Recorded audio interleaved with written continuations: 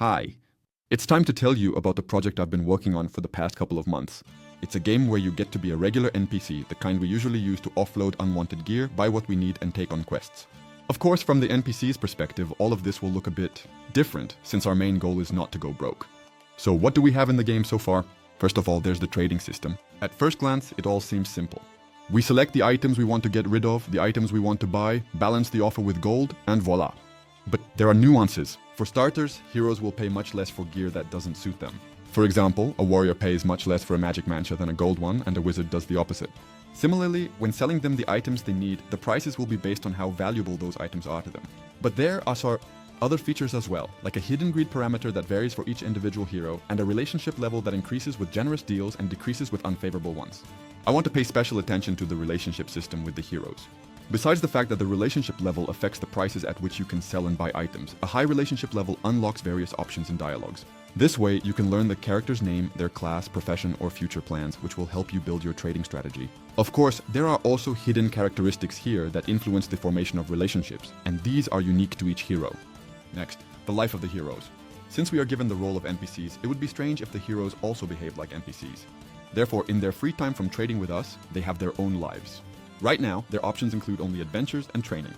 I'll talk a bit later about what I plan to add in the future. Training allows them to safely level up, while adventures help them earn gold, items, and experience.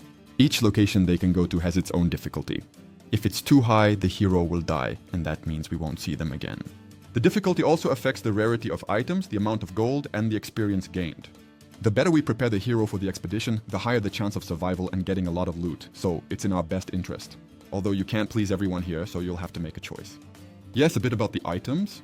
Each item increases the hero's combat power. Of course, those that suit his class provide more power. For each type, only the most suitable item will be used at any given time. So if a mage has a battle axe and a staff, he will use the staff. Each item loses a bit of durability when used, and once it's completely worn out, it disappears. Potions disappear after each expedition, but they can give our hero a significant boost if they're suitable for him. So, it's worth selling them wisely. Items also have a rarity parameter, which increases all of their characteristics, including their price. Of course, rarer items can be found in more challenging locations. In addition, heroes can find ingredients like wood and medicinal herbs, but they'll only be useful once I implement the crafting system. And a couple of other little things that are currently implemented in the game. Since heroes can occasionally die in their adventures, new level 1 characters will appear from time to time. So, we won't be without clients. And what will motivate us to earn will be the rent bill that we will receive from the tavern owner every day. The moment we can't pay it, the game will end. Now let's talk about what's coming to the game soon. Let's start with the professions. Each hero will level up one specific profession, which means they will need the corresponding ingredients. Besides training and adventures, he will also occasionally engage in crafting, creating items, or repairing existing ones. We will also be able to engage in crafting, which means that if we don't come across a blacksmith, we'll still have the option to repair old armor and sell it for a higher price. Of course, each profession will require separate leveling, so it's definitely not possible to tackle everything at once. Another feature, which is quite small but very important and atmospheric, will be the ability to drink with the hero to improve your relationship with him.